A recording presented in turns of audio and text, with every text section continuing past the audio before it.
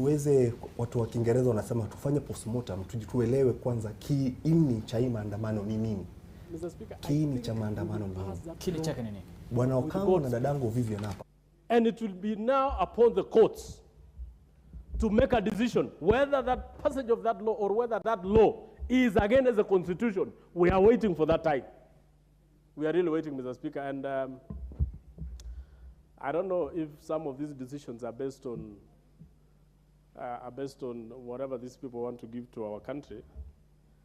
Some of us may not want to be beggars. Some of us may not want to sell our birthright. Some of us may not want to exchange our humanity with money. We want to tell the Supreme Court, read the Constitution, Article 11, same-sex marriage is illegal, same-sex association is illegal, same-sex penetration, Mr. Speaker, is illegal. I thank you very much. Honorable Jackson Kosgei, nominated MP.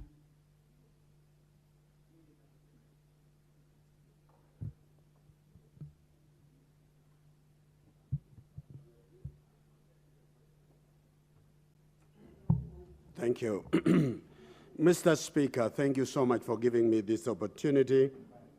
And I want to begin from the onset by saying the purpose of government is to protect the freedom of its people, the dignity of its people, and also the natural right to self-preservation. In that particular third one, we talked about family. Anytime we begin to redefine and weaken the position of family, we are endangering the very right and natural right to self-preservation as a community. The Supreme Court decision used its privilege to allow what has been known in the streets as the tyranny of minority over majority. The whole world and the population of the world, Mr. Speaker, is about 7.9 billion people, out of which 2.4 are Christian, 1.8 are Muslims. You talk about the Hindus, 1.3, Buddhists are 0.6, and the rest can follow. You can tell over 80% of the total population of the world believe in creation. They believe in heterosexual relationship. That is a relationship between a man and a woman. Not only for pleasure, love, and relationship, but for procreation and survival of the human race. If this has been done, and if the ruling by the Supreme Court becomes cast on the stone, then I don't think it can overturn our Constitution. We are going to invoke we the people. And this house is a house which is an arm of government. If it is the arm of government, when such situation happens, which is endangering the very survival of our people, then we must take this to referendum, where the people of Kenya will have an opportunity to speak.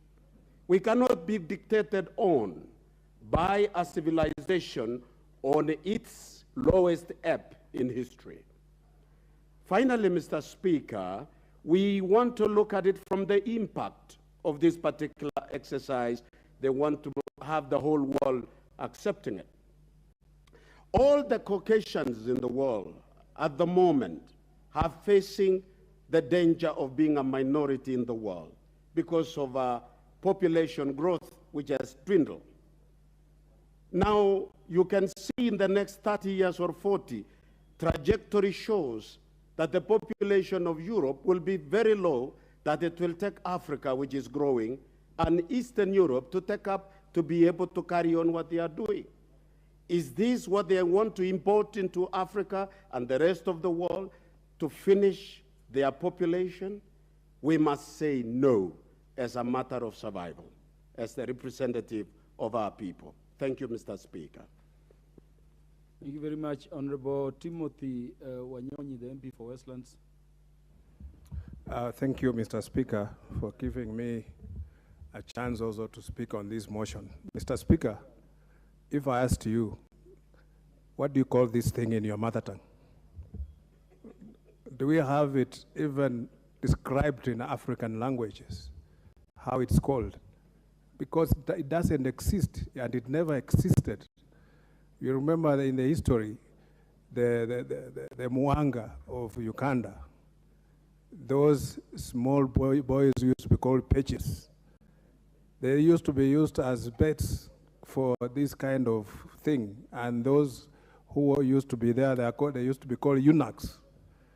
And those are the things that people want to teach us, Mr. Kizaza, I remember once when we went to see the Pope as Catholic na kuhakikisha kwamba hali ya utulivu inaendelea hapa.